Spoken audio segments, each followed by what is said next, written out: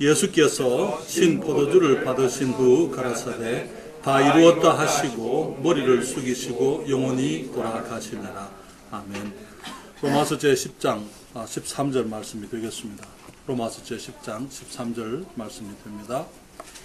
다 같이 이 말씀도 같이 읽겠습니다. 누구든지 주의 이름을 부르는 자는 구원을 얻으리라. 아멘. 기도하겠습니다. 그러하신 아버지 하나님께서 저희들을 사랑하시고 우리를 하늘의 자녀로 삼으시려고 주님의 아들 우리 주 예수 그리스도를 세상에 보내신 것을 감사드립니다.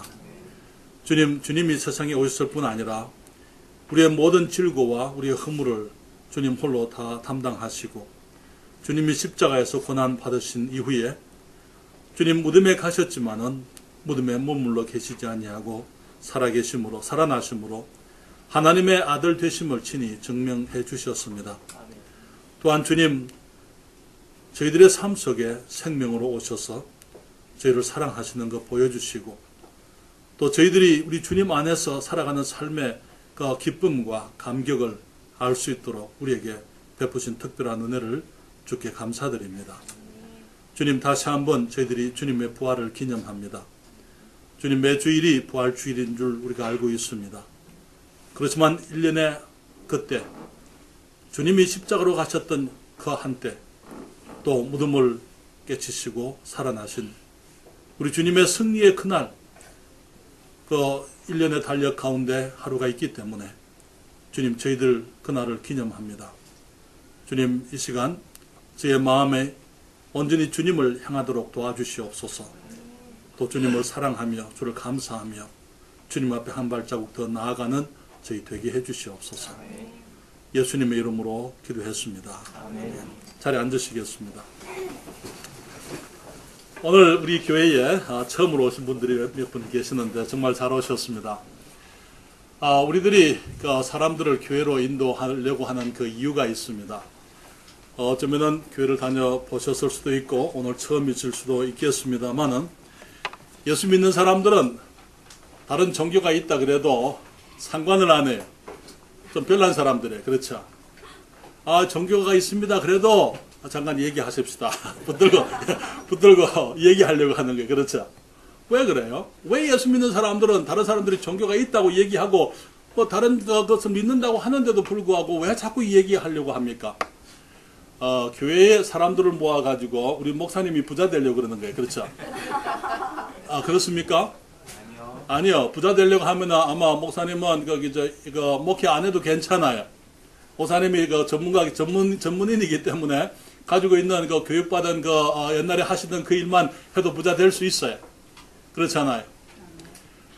예수 믿으라고 말하고 교회 오라고 하는 사람들이 예수 믿는 사람들이 자꾸 안 믿는 사람들을 보고 교회 오라고 하는 이유가 뭡니까? 그 이유는 저희들에게 무언가가 있기 때문인 것입니다. 우리가 가지고 있는 것이 너무나 귀하기 때문에 이것을 우리가 모든 분들이 가졌으면 하는 소원이 있기 때문인 것입니다. 우리만 가지기에는 너무나 귀하고 너무나 복되고 너무나 아름다운 것이기 때문에 우리들이 전에 우리도 몰랐었지만 우리가 주님을 만나고 나서 우리들이 예수님 안에 있는 이 복되고 영광스러운 하나님의 축복을 경험하게 되니까 이것은 우리들만 가지고 있어서나 되는 것이 아닌 줄 우리가 알게 되는 거예요.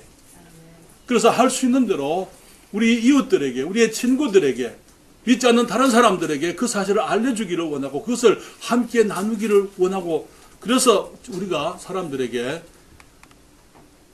예수 믿는다 그래도 때로는 어떤 교회 다닌다고 하는데도 다른 교회를 다닙니다라고 얘기하는데도 잠깐만 좀 더 얘기하십시다라고 얘기하는 그 이유는 많은 사람들이 교회는 다니지만은 실제로 예수 그리스도 안에 하나님께서 우리들에게 원하시는 것, 우리가 가졌으면 하시는 그것을 가지지 못하고 그냥 교회만 다니는 사람들이 너무나 많기 때문인 것입니다. 그것이 무엇입니까? 성경은 말하기를 하나님은 모든 사람이 구원을 받으며 진리를 아는 데 이르기를 원하시느니라 그렇게 말씀했어요. 하나님께서는 모든 사람이 구원을 받는 것, 우리 모두가 구원을 받게 되고 진리, 참된 진리가 무엇인지 알게 되기를 하나님이 원하신다고 말씀을 하고 있는 것입니다. 그 하나님의 소원 때문에 우리가 구원을 받았습니다. 우리가 진리를 알게 되었어요. 그래서 이것을 또 우리가 알지 못하는 분들에게 전하기를 원하고 함께 공유하고자 하는 것입니다. 그래서 저는 오늘 아침에 예수는 왜 예수를 믿으라고 그렇게 얘기하는지, 왜 우리가 왜 예수를 믿으라고 그렇게 얘기하는지 그 이유를 좀 말씀을 드리기를 원합니다. 예수를 전하는 그 이유, 우리가 예수를 전해야만 하는 그 이유, 그것은 우리를 구원하려고 세상에 오신 하나님이시기 때문인 것입니다. 예수님은 하나님이십니다. 사람들은 예수님을 그냥 한 인물로 생각하게 하지만은, 그러나 사실 예수님은 그냥 일반적인 사람이 아니에요. 예수님이 세상에 2000년 전에 오셨는데 2000년 전에 오신 그 이유는 기독교라는 하나의 종교를 만들기 위해서 오신 것이 아닙니다. 왜냐하면 이 세상에는 기독교 아니고도 얼마든지 종교가 많이 있기 때문인 것입니다. 이 세상에 또 하나의 종교가 필요해서 예수님께서 또 하나의 종교를 만들려고 이 세상에 오신 것이 아닙니다. 예수님께서 2000년 전에 세상에 오셨다는 것, 그것은 우리들이 다 알고 있는 거예요. 예수를 믿지 않는 사람들도 예수님이 계셨다는 그 사실에 대해서는 매일 인정하고 살아갑니다. 어떻게 해요? 어떻게 우리가 인정합니까? 여러분, 금년이 몇 년도인지 아시죠? 예? 금년이 AD로 몇 년입니까? 예. 2018년입니다. 그 말이 무슨 말입니까? 예수님이 오시고 나서 2018년이 됐다 그 말에. 아도 도미네라는 것은 우리 주님의 해수라 그 말이에요. 주후라는 그런 뜻입니다. 예수님 오시기 전에 날을 우리가 어떻게 계산하죠?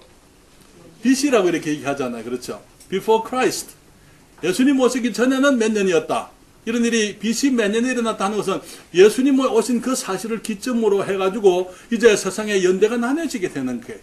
그만큼 예수님이 이 땅에 오신 것은 귀한 사실이기 때문에 사람들은 연대를 나눌 때에 예수님이 오신 그 때를 기준으로 해서 연대를 AD와 BC로 나누게 되는 것입니다. 그렇기 때문에 여러분들이 날짜를 적을 때에 2018년 4월 1일 적으시는 것은 예수님이 오신 이후로 2018년이 됐다라는 것을 내가 알지도 못하게, 많은 사람들이 예수님을 부인하는 사람들도 사실은 그 날짜를 계산하고 그 날짜를 표할 때마다 우리 주님의 태어나신 그때를 우리가 인정하게 되는 것입니다. 예수를 어떻게 생각합니까? 하는 것은 매우 중요한 것입니다. 많은 사람들이 예수님을 위인 중에 한 분으로 얘기합니다. 여러분, 세상의 역사 가운데 4대 성인이 있습니다. 4대 성인 여러분 배우셨죠? 그렇죠? 우리 4대 성인 얘기하라면 다 얘기하실 수 있겠어요? 사람들은 말하기를 예수님이 4대 성인 중에 한 사람이다 그렇게 얘기합니다. 또 한 사람이 누굽니까? 스가모니가 있습니다. 또 한 사람은요? 공자가 있습니다. 그리고 또 한 사람은요? 마호메트가 있습니다. 이 네 사람을 사람들은 말하기를 4대 성인이다. 4대 성인의 공통적인 특징은요, 이 네 사람이 전부 다 종교와 연관되어 있는 종교의 창시자, 종교를 시작한 사람, 그렇게 사람들은 얘기합니다. 그런데 사실 예수님께서는 성인이 될 수가 없습니다. 성인이란 말은 그분이 사람이라 그 말에. 근데 예수님은 자기 자신을 뭐라고 얘기하셨느냐 하는 것이 중요한 것입니다. 예수님은 자기 자신을 뭐라고 말씀하셨습니까? 나와 아버지는 하나이니라. 나와 아버지는 하나다. 내가 아버지 하나님과 하나다. 그렇게 말씀을 하고 있어요.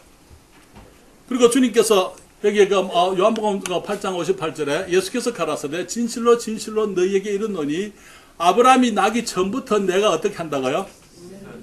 내가 있었느니라 그렇게 주님 말하고 있질 않아요. 내가 있느니라 그렇게 말하고 있는 거예요. 아브라함은 예수님은 마태복음 1장 1절에 보시게 되면은 아브라함과 다윗의 자손 예수 그리스도의 세계라 그렇게 얘기를 하고 있어요. 예수님께서 비록 이 아브라함의 혈통에서 다윗의 혈통으로 주님이 나셨지만은 그러나 예수님께서 그 사람들에게 말하기를 아브라함이 태어나기 전부터 아브라함은 태어난 적이 있어요. 그러나 예수님 말씀하시기를 나는 있다 그렇게 말씀하고 있는 거예요. 예수님은 태어난 적이 없는 예수님의 존재는 이 땅에 태어나면서 시작된 것도 아니고 예수님이 아브라함이 태어나기 전부터 존재가 시작된 것도 아니고 예수님은 항상 계시던 하나님이라고 말을 하고 있는 것입니다. 여러분, 사람이 이런 말을 할 수 있을까요? 사람이라면 예수님이 자기 자신이 사람인 줄을 알면서 내가 하나님이다. 하나님과 나는 하나다. 그렇게 얘기를 했다면 그분은 사기꾼이에요. 종교적인 사기꾼. 오늘 많은 사람들이 스스로 하나님이라 그러고 예수라고 얘기하는 것처럼, 만약에 예수님이 자기 자신이 하나님이 아닌 줄 알면서 내가 나와 아버지는 하나란 말씀을 했다든지, 아니면 그분이 아브라함이 나기 전부터 내가 있던 영원한 하나님이다 그렇게 말을 했다면 그분은 사기꾼에 불과한 것입니다. 만약에 예수님이 사람이라면, 그리고 자기가 하나님이 아닌데 하나님인 줄로 믿었더랬다면 그는 정신이 나간 사람이에요. 그렇잖아요. 내가 하나님이다. 여러분 누가 믿겠어요? 내가 온 세상을 다 지었다. 내가 아브라함이 태어나기 전부터 내가 있다. 누가 자기 자신은 믿고 그렇게 얘기한다 하더라도 다른 사람은 믿지 않을 거예요. 스스로 그것을 믿고 얘기한다면 그 사람은 정신 나간 사람, 미친 사람이죠. 우리는 예수님에 대해서 결정을 해야 됩니다. 그분이 과연 종교적인 사기꾼이냐? 아니면 그는 미친 사람이냐? 아니면 그분이 자기가 말씀하신 대로 하나님이냐? 하는 그 사실에 대해서 우리들이 결정을 해야만 하는 것입니다. 사랑하는 여러분, 우리는 성경에서 미처 강의로서는 할 수 없는 말씀을 예수님께서 수없이 하신 것을 우리가 봅니다. 사기꾼이 할 수 없는 일들을 예수님께서 얼마든지 하신 것을 우리가 보게 되는 것입니다.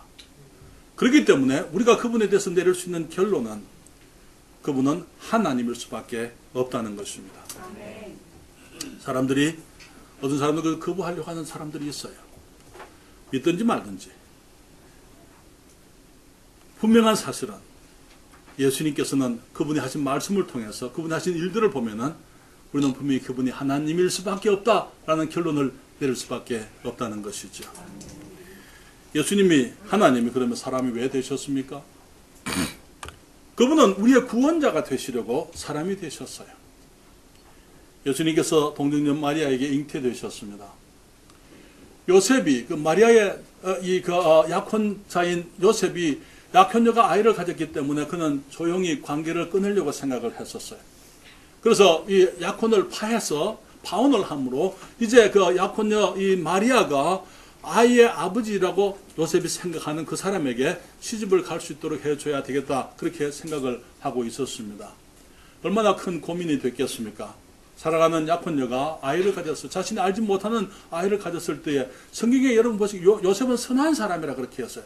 그것을 어떤 공개적인 어떤 모범이 되기를 원치 않고 사람들 앞에 공개하기를 원치 않았어요. 왜냐하면 공개하면은 마리아는 돌에마다 죽습니다. 마리아만 죽을 뿐 아니라 아이도 태어나지 못하는 거예요. 그렇기 때문에 요셉이 조용히 그 관계를 끊으려고 했을 때에 그때 천사 가브리엘이 요셉에게 나타나서 하는 말이, 다윗의 자손 요셉아, 내 아내 마리아 데려오기를 무서워 말라. 저에게 잉태된 자는 성령으로 된 것이라.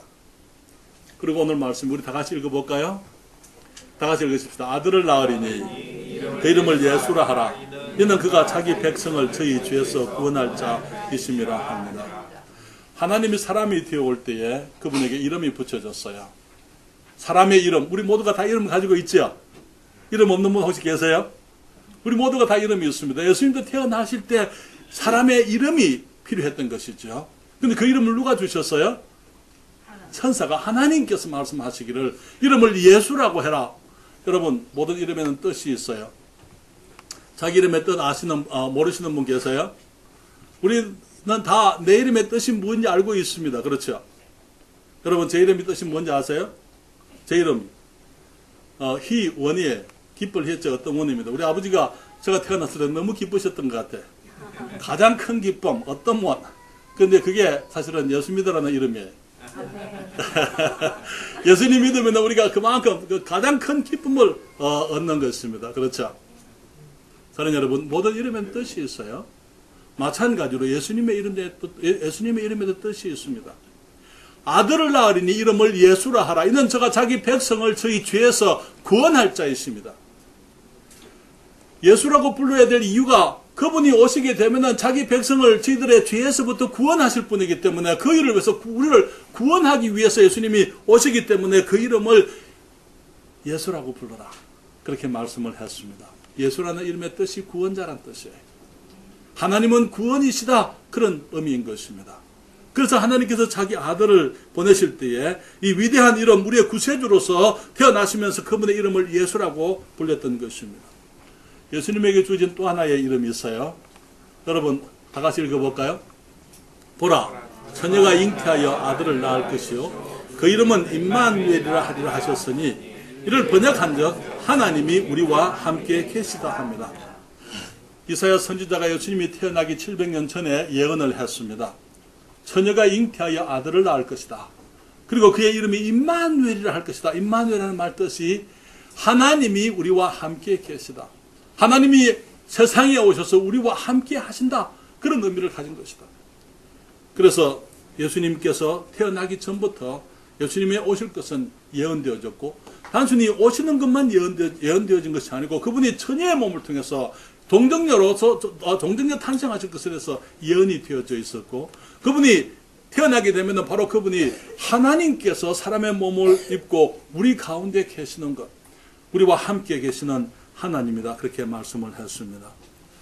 왜 그분이 우리의 예수라는 이름을 가지셨습니까? 우리가 구원받아야 되기 때문에 그래요. 왜 그분이 예수라는 이름을 가지셨습니까? 우리가 죄의 심판을 받아야만 되기 때문인 것입니다. 왜 그분이 예수라는 이름을 가지고 세상에 오셨습니까? 그것은 그분이 아니면 우리가 구원받을 길이 없기 때문에 우리들이 스스로 우리를 구원할 수가 없기 때문에 많은 사람들이 말하기를 아무 종교든지 하나를 믿으면 된다 이렇게 얘기한 사람들이 있어요. 만약에 그렇다면 예수님 오실 필요가 없는 거 아닙니까? 아무 종교는 믿으면 되는 거잖아요. 하나님이 사람이 되어 오실 이유가 뭐예요? 그리고 그분이 정말 죄 많은 사람들 속에 사시다가 주님께서 십자가에 못 박혀 박혀서 죽으셔야 될 이유가 없는 게 그냥 종교적인 삶을 통해서 우리가 구원받는다면 우리의 문제가 해결될 수 있다면 하나님이 세상에 오실 이유가 없는 것입니다. 어떤 사람들은 말하기를 착하게 살면 된다 얘기합니다. 남에게 해코지하지 않고 착하게 살면 그래요. 만약에 착하게 살아서 될 것 같으면 그냥 착하게 살도록 내버려 두시지 하나님이. 못하라 하나님이 사람이 되어 이 땅에 오셔서 예수라는 이름을 가지셔야 하고 그분이 우리와 같은 삶의 많은 문제들을 보시고 고난 당하시다가 주님이 십자가에 죽으셔야만 했습니까?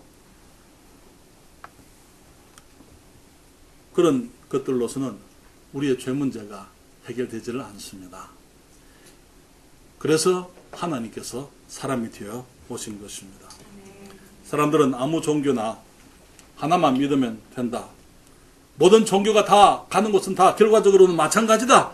그렇게 얘기를 하지만은 그렇다면은 예수님이 사람이 되어 오실 이유가 없는 것입니다. 예수님께서는 우리의 죄를 위해서 십자가에서 죽으실 수 있는 유일한 분이셨습니다.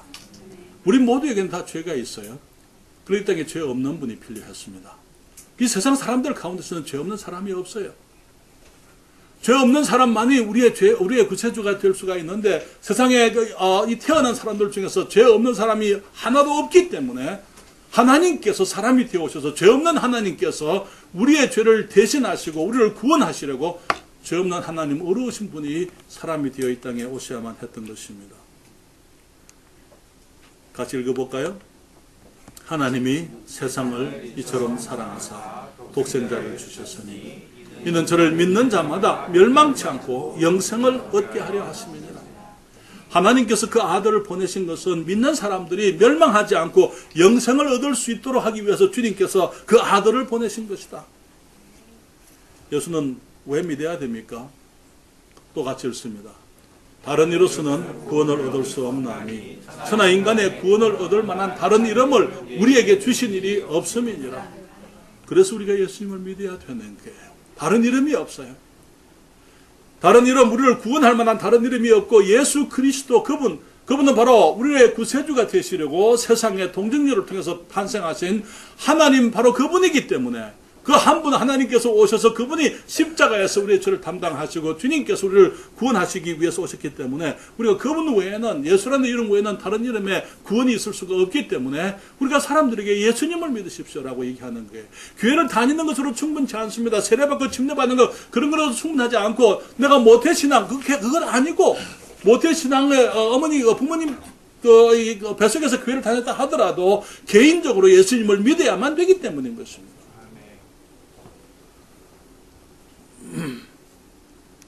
이 말씀 같이 읽을까요? 친히 나무에 달려 그 몸으로 우리 죄를 담당하셨으니 이는 우리로 죄에 대하여 죽고 의에 대하여 살게 하려 하십니다. 저가 채찍에 맞음으로 너희는 나음을 얻었나니. 예수님이 친히 나무에 달리셨어요. 그 이유는요, 그분만이 죄가 없는 하나님의 아들이었습니다.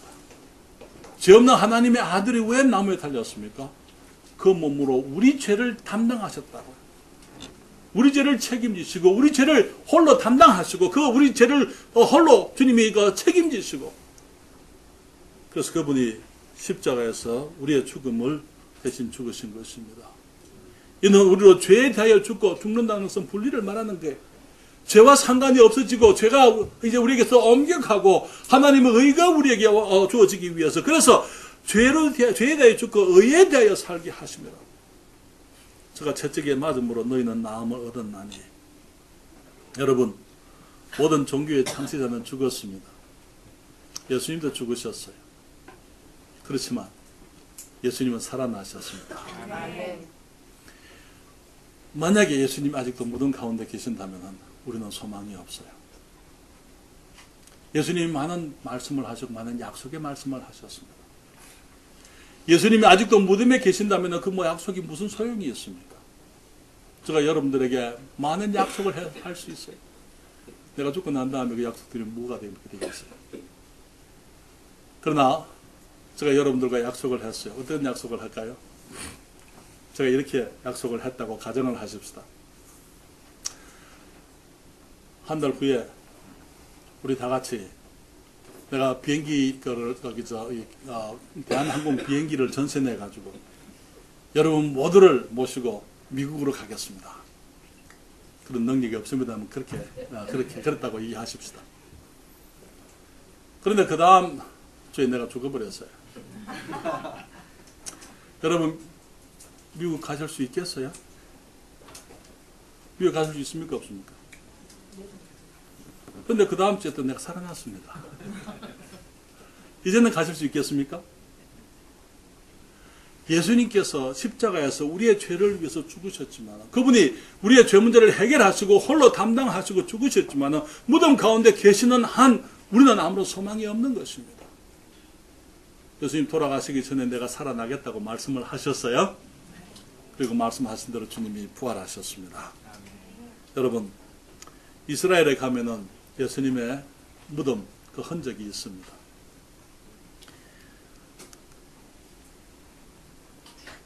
이것은 가든툼이라고, 동산 무덤이라고 부르는 곳입니다. 예루살렘 북쪽 성 바깥에 있습니다. 고든의 십자가다 이렇게 얘기를 하기도 합니다. 그 이유는 2차 대전 당시에 고든이라는 영국의 대령이 이것을 발견했기 때문인 것입니다. 저기 무덤이 하나 있어요. 여러분 저 무덤 위로 보면 아치형의 그 모습이 있어요. 보이십니까? 사람들은 말하기를 이것을 예수님의 무덤이라고 얘기하는 그 이유 중에 하나가 저기에 옛날에 사람들이 모여서 예배를 했다. 예배당이 그곳에 있었다. 그렇게 얘기를 하기 때문인 것입니다. 문이 두 개예요. 큰 문이 있고 작은 문 하나 있습니다. 그 중간에 있는 것은 무너졌기 때문에 다시 사람들이 다시 그걸 메꾸었습니다. 안에 있는 그림도 여러분들에게 보여드릴 수 있습니다만 그건 제가 준비를 안 했습니다. 누구세요? 어디 거기 집시가 와서 썼는 것 같아요. 9년 전에 저희 가족이 아내와 함께 또 저희 어머니 모시고 다녀왔더랬어요. 거기 앞에 문이 열려 있는데요. 문에 이런 말씀이 있어요. He is not here, for he is risen. 그가 여기 계시지 않고 살아나셨느니라. 마태복음 28장 6절입니다. 같이 읽을까요? 그가 여기 계시지 않고 그의 말씀하시던 대로 살아나셨느니라. 와서 그의 누우셨던 곳을 보라. 주님이 누우셨던 그곳을 들어가 봤어요. 주님이 그곳에 계시지 않습니다. 주님이 그곳에 계시지 않기 때문에 주님을 찬양합니다. 주님이 살아나셨던 것이죠. 사랑하는 여러분, 왜 예수를 믿어야 됩니까?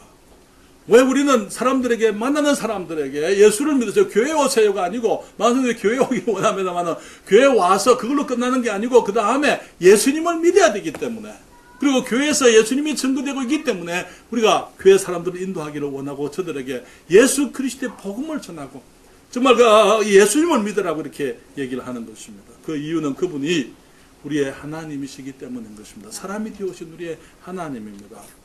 또한 그분은 우리의 구원을 위해서 일을 다 하셨기 때문인 것입니다. 여러분, 구원을 위해서 해야 될 일이 무엇입니까? 성경은 우리의 죄로 인해서 우리가 심판을 받는다고 말씀을 하고 있어요. 사람들은 말하기를 하나님이 사랑이신데 어떻게 사람을 심판하시겠는가? 지옥은 그것은 하나님이 사람들을 지옥에 보낼 수가 없다 그렇게 얘기한 사람들이 있어요. 하나님께서 사람들을 지옥에 보내시는 것을 기뻐하지 않습니다. 그것은 마치 무엇과 같으냐면 우리 엄마는 절대로 내가 아무리 잘못해도 나를 맷때리지 않을 것이야 라고 말하는 것과 똑같은 거예요. 여러분, 성경은 말하기를 자녀들에게 매질을 하지 못하는 것은 사랑하지 않는 것이다 이렇게 얘기했어요. 하나님께서 사랑하시지만은 우리들이 범죄했기 때문에 또 하나님께서 공의로우신 하나님으로서 주님께서는 사람을 심판하지 아니할 수가 없는 것입니다. 성경은 말하기를 로마서 6장 23절에 죄의 삭은 사망이요 그렇게 얘기했어요. 죄의 삭은 뭐라고요? 죄의 값이 사망이다. 내가 죄를 지었으면 그것을 해서 심판을 받게 되어져 있다는 것입니다. 사람의 모든 행위에는 그 결과가 있고 모든 죄는 심판이 있는 것입니다. 성경은 말하기를 모든 사람이 죄인이기 때문에 모든 사람이 심판을 받겠다고 말씀을 하세요. 같이 읽겠습니다. 한 번 죽는 것은 사람에게 정하신 것이요 그 후에는 심판이 있으리니. 여러분, 무엇이 있다고요? 한 번 죽는 것은 사람에게 정하신 것이요. 여러분, 죽지 않는 사람 혹시 보셨어요? 아직까지 사람이 살아있다 그 말이 사람이 죽지 않는다 그 말 아니에요. 그렇죠? 한 10년 전에만 해도 죽음에 대해서 저는 별로 그렇게 실감을 안 했습니다. 그런데 이제는 나도 날이 얼마 남지 않았구나 하는 것을 실감을 하고 있어요. 그러면서 더욱더 이제 떠나갈 그날을 생각을 하게 됩니다. 사랑하는 여러분, 우리 모두는 한 번은 이 땅에서 떠나게 되어져 있어요. 왔기 때문에 가야만 하는 것입니다. 그런데 그냥 가는 게 아니에요. 가서 우리가 이제 이 땅을 떠나게 되면 우리의 영혼은 하나님 앞에 서서 우리가 심판을 받게 되어져 있다는 것입니다. 어떤 사람들은 말하기를 죽어 봐야 알지. 사랑하는 여러분, 죽으면 너무 늦습니다. 그게 문제예요. 어떤 사람이 지옥이 없다고 얘기를 했어요. 그러니까 어떤 목사님이 그 사람에게 이렇게 말합니다. 나는 지옥이 있다고 믿습니다. 그래서 나는 예수님을 믿고 지옥에 대해서 준비를 하고 살아갑니다. 그런데 내가 만약에 죽어서 지옥이 없다면 나는 내 삶에 대해서 후회하지 않을 겁니다. 그러나 만약에 당신이 지옥이 없다고 생각을 했는데 죽어서 지옥을 보게 되면 당신은 돌이킬 길이 없을 겁니다. 후회 속에서 살아가게 될 겁니다. 그러나 여러분, 우리가 봐야 믿는 것 아니에요. 보지 못하고 믿는 것 얼마든지 있습니다. 그렇잖아요? 우리가 믿음이라는 것은 보지 못하고 보지 않고 믿는 것이 믿음이에요. 믿음은 근거가 있어요. 그런데 그냥 무조건 믿는 게 아니고 뭘 근거로 우리가 그렇게 믿습니까?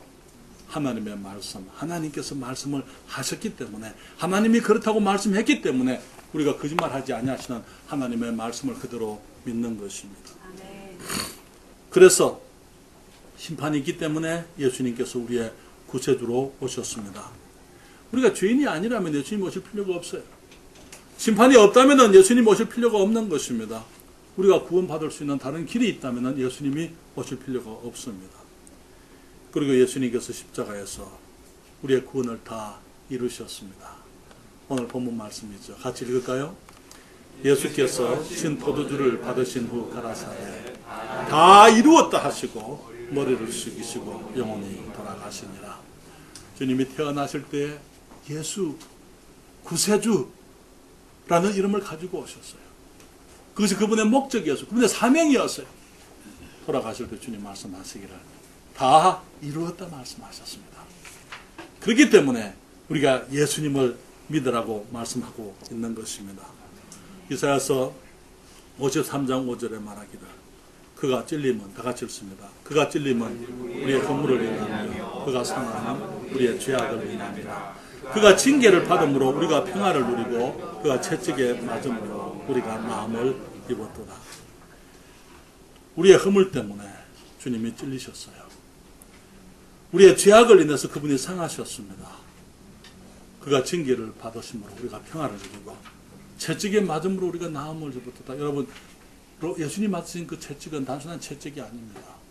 혹시 여러분 거기 보셨는지 모르겠습니다만 로마 군민들의 그 채찍은 그냥 단순히 그 가죽으로 된 채찍이 아니고 채찍 끝에는 9가닥이 나와 있어요.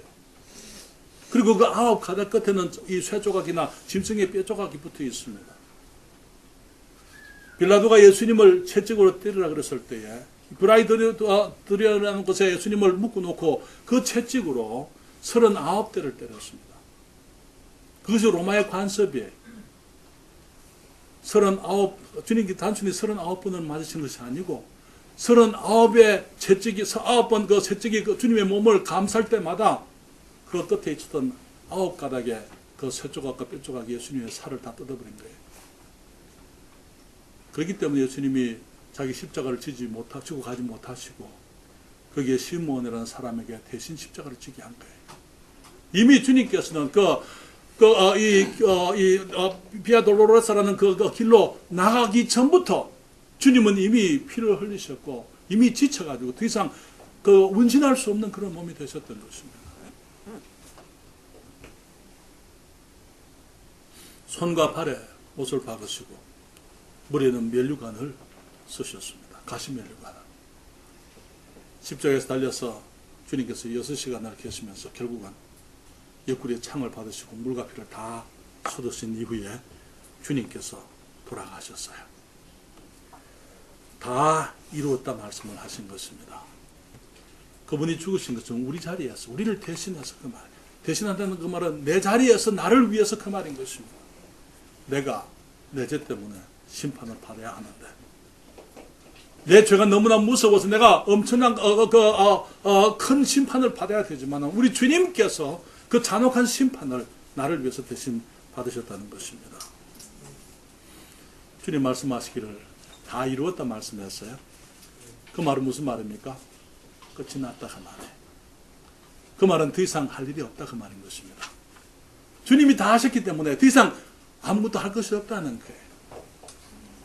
여러분, 저는 아직 유럽에 한번 제가 프랑스를 간 적이 있습니다만은 거기에 노르트담 그 성당에 제가 한번은 가본 적이 있습니다. 그런데 유럽에는 이 오래된 성당들이 많습니다.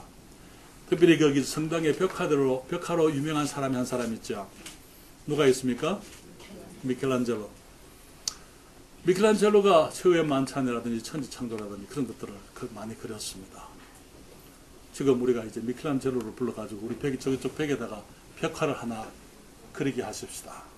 뭘 그리게 할까요? 무슨 그림을 그리게 하시겠습니까? 하여튼 어떤 그림을 하나 그려주세요 해서 그렸어요. 그런데 우리 임 목사님 보고 하는 말이 아이 나는 저거보다 잘할 수 있는데 뭔가 좀 부족한데 그리고는 임 목사님 팔레트하고 붓을 쥐고는 그러면 어떻게 될까요? 걸작이 더 걸작이 되는 게 아니고 걸작을 망치는 거예요. 이해하겠습니까? 너무나 많은 사람들이 예수님이 다 이루셨다 그러는데 에이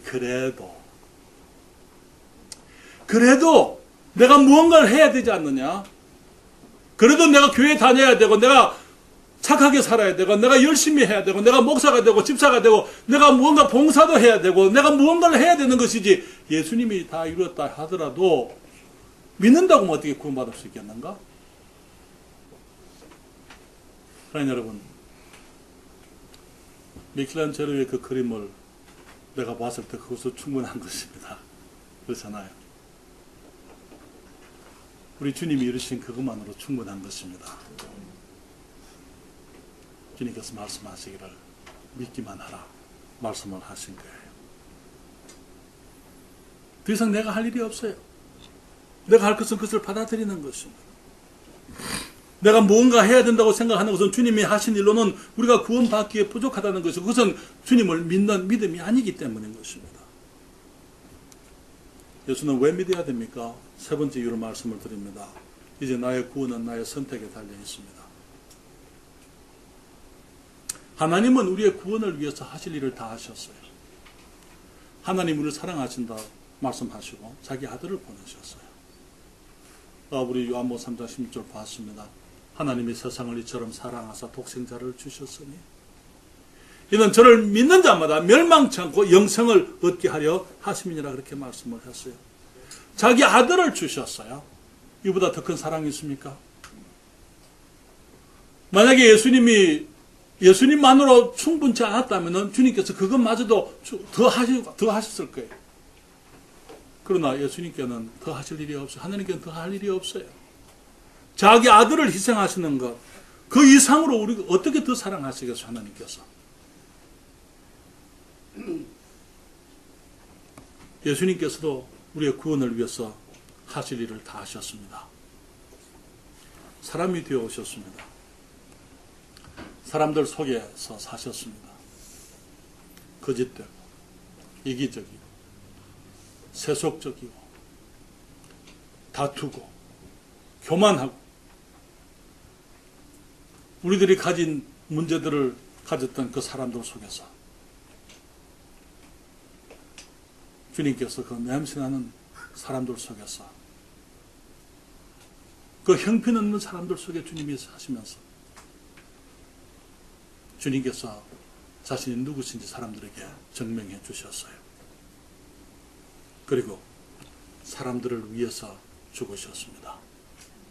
저와 여러분을 위해서 주님이 죽으셨습니다. 예수님 뭘 더 하실 수 있습니까? 예수님 뭘 더 하셔야만 됩니까? 만약에 아직도 남은 어떤 것이 있다면 그것조차도 주님이 하실 거예요. 그러나 주님께서 하실 수 있는 일이 더 이상 없는 것입니다. 이제 남은 것은요, 비록 예수님이 우리를 위해서 죽으셨다 하더라도 우리가 구원받다 그 말 아니에요. 이 구원을 이제는 내가 받아들여야 하기 때문인 것입니다. 이 말씀을 같이 읽습니다. 누구든지 주의 이름을 부르는 자는 구원을 얻으리라. 유대인들만요? 한국 사람들만요? 미국 사람들만요? 아니요, 누구든지. 백인이나 흑인이나 황인이나 아프리카 사람이나 북한 사람이나 중국 사람이나 누구든지 예수님의 이름을 부르면 구원을 얻으리라. 무엇을 얻는다고요? 예수의 이름의 뜻이 구원자라는 뜻이에요. 그분이 구원을 위해서 다 일을 해놓으셨어요. 우리가 그분을 믿기만 하면 주님 나를 구원해 주세요. 주님 내가 죄인입니다라고 말씀드리고 주님 내가 예수님을 믿기 원합니다. 주님 나의 삶 속에 들어오십시오. 주님의 이름을 부르게 되면 우리가 구원을 얻게 된다고요. 이 말씀도 함께 보십시다. 내가 만일 내 입으로 예수를 주로 시인하며 또 하나님께서 그를 죽은 자 가운데 다시 살리신 것을 내 마음에 믿으면 구원을 얻으리니 사람이 마음으로 믿어 의에 이르고 입으로 시인하여 구원에 이르느니라. 여러분, 예수님이 나의 구세주 되시고 하나님이 그를 죽은 자 가운데 살리신 것을 마음에 믿으면, 교회 열심히 다니면 그거 아니고, 세례나 침례 받으면 그것도 아니고, 헌금을 많이 하면 그것도 아니고, 내가 주님 앞에, 주님 내가 죄인입니다. 예수님이 하나님이십니다. 나의 구세주가 되시기 위해서 오셨습니다. 주님 그 예수님을 내가 믿습니다. 사람이 마음으로 믿어 의에 이르고 입으로 시인하여 주님 구원해 주세요라고 주님께 시인하고 주님께 말씀드릴 때 그때 우리가 구원을 받게 되는 것입니다. 이것은 하나님의 선물이라고 생겨서 말하고 있어요. 같이 읽습니다. 너희가 그 은혜를 인하여 믿음으로 말미암아 구원을 얻었나니 이것이 너희에게서 난 것이 아니요 하나님의 선물이라 행위에서 난 것이 아니니 이는 누구든지 자랑치 못하게 하려 함이니라. 아멘. 그 은혜를 인하여 믿음으로 말미암아, 어떤 행위가 아니고 믿음으로 말미암아 구원을 얻었나니, 얻을 것이니가 아니고 얻었나니. 예수를 믿는 사람은 구원을 얻었다고 말하고 있는 거예요. 구원이 내 것이라고 말하고 있는 거예요. 그렇기 때문에 기쁜 거죠. 감사함이 있는 거예요. 이것이 너에게서 난 것이 아니라 하나님의 선물입니다. 선물이 되려면요, 선물을 누군가가 사야 됩니다. 그렇죠. 선물하는 사람이 선물을 받는 사람을 위해서 선물을 준비할 때 선물 값을 내야 됩니다. 그런데 선물 받는 사람은 선물 값을 내지 않습니다. 선물하는 사람이 선물 값을 냅니다. 하나님이 우리에게 구원을 선물로 주시려고 할 때 구원의 값을 지불하셔야만 했어요. 자기 아들을 보내신 것입니다. 그 예수님께서 우리의 구원의 값으로 자기 생명을 주시고 그 고난을 받으시고 십자가에서 죽으셨습니다. 그리고 부활하셨어요. 누구든지 믿으면, 그 예수님을 믿으면 구원이 내 것이 됩니다. 구원 선물하는 사람이 선물 받는 사람을 위해서 선물 값을 지불하고 선물을 준비했다 하더라도 선물 받는 사람이 선물을 거부하면은 그 선물은 받는 사람의 것이 될 수 없어요. 그렇지 않습니까? 구원은 하나님께서 이미 다 준비해 놓은 거예요. 하나님은 모든 사람이 구원을 받으며 진리를 아는 데 이르기를 원하시느니라. 주님이 그것을 원할 뿐만 아니라 주님이 그 일을 다 해놓으셨어요. 하늘에서 이제 내가 그렇습니다. 하나님, 내가 죄인인데 예수님이 나를 위해서 죽으셨습니다. 예수님을 내가 믿습니다. 예수님 저를 구원해 주시고 하나님 저를 구원해 주세요 라고 그분 앞에 나와서 그 선물을 받아들이게 되면 내 것이 됩니다. 여러분, 선물은요 받기만 하면 되는 거예요. 만약에 선물을 받고 나서도 내가 값을 내려고 하는 사람들이 있어요. 선물에 대해서 오해하는 거예요. 그렇죠? 많은 사람들이 예 하나님 고맙습니다. 내가 이제부터는 열심히. 아니요. 그런 단서를 달 필요도 없는 거예요. 주님이 다 하셨습니다. 내가 주님을 믿습니다. 그걸로 충분한 것입니다. 제가 미국에 가서 얼마 안 돼서 10년 후에 저희들이 페스코에 있는 교회를 사임을 하고 새로운 교회를 개척하기 위해서 시애틀 밑에 있는 그 타쿠마라는 곳으로 저희들이 이주를 했습니다. 1997년도 5월 달에 저희들이 이제 4월 달에 이사를 했는데 그때서 이사를 하고 난 다음에 금방 어떤 한 분을 만나게 됐어요. 한국 분인데 이름이 이응태 씨입니다. 그분은 1960년대에 우리나라 국비장학생으로 미국에 유학을 갔어요. 그리고 미국에서 공부를 하고 그분이 이제 돌아오지 않고 미국에 이제 남아 있으면서 미국의 국방부에 취직이 돼서 국방부 관리로 살았었어요. 제가 그분을 만났을 때는 이제 국방부에서도 거기 우리 지역에 있는 거기가 우리는 군부대가 많은 곳인데 거기에서 지금 근무를 하시는 분이셨어요. 근데 그 만나게 된 계기가 어느 자매님이 소개를 해서 만났는데 암이 발견되어져가지고 위암이 발견되어져서 그 주 수요일 날 수술을 하기로 되어져 있었어요. 그래서 그 소식을 듣고 제가 그분을 만나러 갔습니다. 월요일 날 갔습니다. 그래서 만나서 이 선생님 반갑습니다. 소개를 하고 그래서 대화를 하면서 제가 이제 이 선생님 이제 내일 모레 수요일 날 수술을 받으신다는데 혹시 수술이 다 잘 될 것이고 암이 심각한 것도 아니고 다 괜찮겠지만은 혹시 이 선생님이 지금 떠나시게 되면 천국에 갈 준비가 되었습니까? 제가 질문을 했어요. 그분이 하는 말이 목사님은 목사님의 길이 있습니다. 저는 저의 길이 있습니다. 저는 천주교인입니다. 그분이 하는 말이 목사님 그런 얘기 하려면 다시는 우리 집에 오지 마세요. 목사님이 오시는 거 좋긴 한데 그러나 그런 얘기 하려면 다시는 오지 마세요. 정색으로 제게 그렇게 정색을 하고 그분이 말씀을 하셨어요. 그래서 더 이상 얘기를 할 수가 없었습니다. 제가 말씀을 했어요. 이 선생님 기도하겠습니다. 모레 있을 그 수술을 위해서 제가 기도하겠습니다.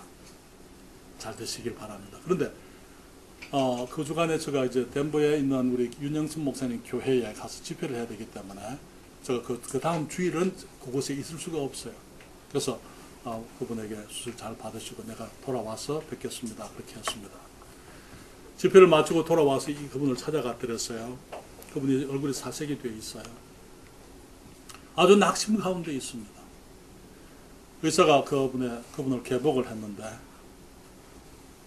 그 의사들이 예상했던 것과 훨씬 더 심한 상태였더랬어요. 그렇기 때문에 그 의사들이 나중에 그 주에 그 수술 있은 그 다음 주 금요일날 제가 그분 모시고 병원에 가야 되는데 가니까 그 의사가 하는 말이 이 선생님 너무나 심해가지고 그냥 편안하게 돌아가시도록 그냥 이렇게 닫아버릴까도 생각을 했지만은 그래도 병을 싸울 수 있는 기회를 드려야 되기 때문에 위를 다 절제했습니다. 그 위가 없어요. 12지장하고 그 소장하고 그냥 바로 붙여놓은 거예요. 그러면서 그분에게 하는 말이 이 선생님 돌아가시게 되면은 편안하게 하십시오. 그리고 식사 잘 하시고 물을 많이 마시고 약 드시고 편안하게 생활하시고 암을 싸워서 이기기 바랍니다. 그분을 모시고 돌아오는데 그분이 혼자 살고 계셨어요. 결혼했지만 이미 이혼을 했고 자녀들은 다 엄마와 같이 있고 혼자서 그냥 생활하시는 분이셨습니다. 그래서 제가 모시고 병원에 갔던 거죠. 돌아오면서 그분이 낙심 가운데 있을 때 제가 격려를 하려고 하는데 물론 격려할 말이 없어요. 이 선생님이 힘내세요. 그래도 싸워야죠. 하나님 축복하실 겁니다. 힘내시고 시키는 대로 약 잘 드시고 식사 잘 하십시오. 금요일날 이제 그분에게 계시는 아파트로 모셔드렸습니다. 일요일 오후에 제게 전화가 왔어요. 그분에게 소개했던 한 자매님이 내게 전화했습니다. 목사님, 이 선생님이 다시 입원했습니다. 타코마에 그 엘렌모라는 병원이 있는데 거기에 입원해 계십니다. 왜 입원하셨습니까? 주일날 오후에 방문 간호사가 그 집에 갔는데 그분이 바닥에 쓰러져 계신 거예요. 금요일부터 그때까지 그분은 좌절 가운데, 낙심 가운데 물 한 모금 마시지 않고 그냥 거기 엎드려져 있었어요. 그날 저녁에, 주일날 저녁에 제가 모든 예배를 다 마치고 이제 그분의 병원으로 갔습니다. 여러 명이 서는 병실인데 그분이 혼자만 계셨어요. 그때는. 들어가는 입구 왼쪽에 그분이 계셨습니다. 제가 들어갔습니다. 깜깜한데 그분 병상 위에만 불이 조금 있었어요. 제가 들어가서 얘기합니다. 이 선생님, 박 목사 왔습니다. 그때 그분이 하는 말이 목사님, 저는 가고 싶습니다. 그때 그분에게 이렇게 말했습니다. 예, 선생님, 가는 것은 문제가 안 됩니다. 우리 모두는 한 번은 왔습니다. 한 번 왔으면 한 번 가는 거예요. 그러나 중요한 것은 가질 준비가 되어 있느냐는 것입니다. 이 선생님 가질 준비가 되어 있습니까? 그분이 하시는 말씀은 아니요, 목사님. 제가 말씀드렸어요. 목사님, 이 선생님 제가 어떻게 준비하는지 도와드릴까요? 그분이 고개를 끄덕끄덕 했어요. 제가 오늘 이 설교 가운데 했던 이 말씀, 우리가 죄인이기 때문에 예수 그리스도를 구원하기 위해서 오셨다는 그 사실과 그분이 십자가에서 우리의 모든 죄를 담당하시고 이미 우리의 구원을 위한 모든 일이 다 이루어졌다는 사실, 그리고 이제 남은 것은 내가 그분을 영접하는 것밖에 남지 않았다는 것. 이 선생님, 예수님을 믿으시겠습니까? 그때 그분이, 예, 목사님, 네, 예수님을 믿겠습니다. 믿음의 기도를 같이 했습니다. 2달 이후에 그분이 돌아가셨어요. 그러나 지금은 하나님 곁에 계십니다. 사랑하는 여러분, 만약에 오늘 내가 떠난다면 어떤 일이 있겠습니까? 우리 주님은 다 이루어 놓으셨어요. 그렇지만 우리 주님의 주님이 다 이루어 놓으셨다고 해서 그 구원이 내 것은 아닙니다. 값을 지불 되어진 선물이지만 하나님께서는 우리가 그것을 받기를 원하시는데 남은 것은 내가 주님 나도 원합니다. 내가 구원받기 원합니다. 저를 구원해 주세요. 내가 죄인입니다.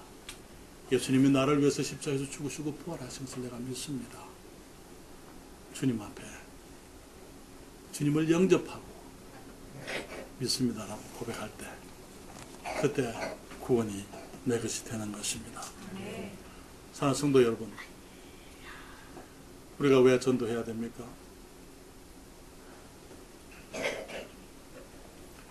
만약에 구원받았으면서도 불구하고 은혜로 구원받았음에도 불구하고 내가 사람들에게 복음을 전할 생각을 하지 않고 있다면 가족들에게, 친구들에게 여러분의 구원을 점검해 보십시오. 내가 하나님의 은혜로 구원받았음에도 불구하고 선교사들을 지원하고 저들을 위해서 기도하는 그런 일에 내가 관심이 없다면 여러분 이제는 관심을 가져야 될 줄 믿습니다. 기도하겠습니다.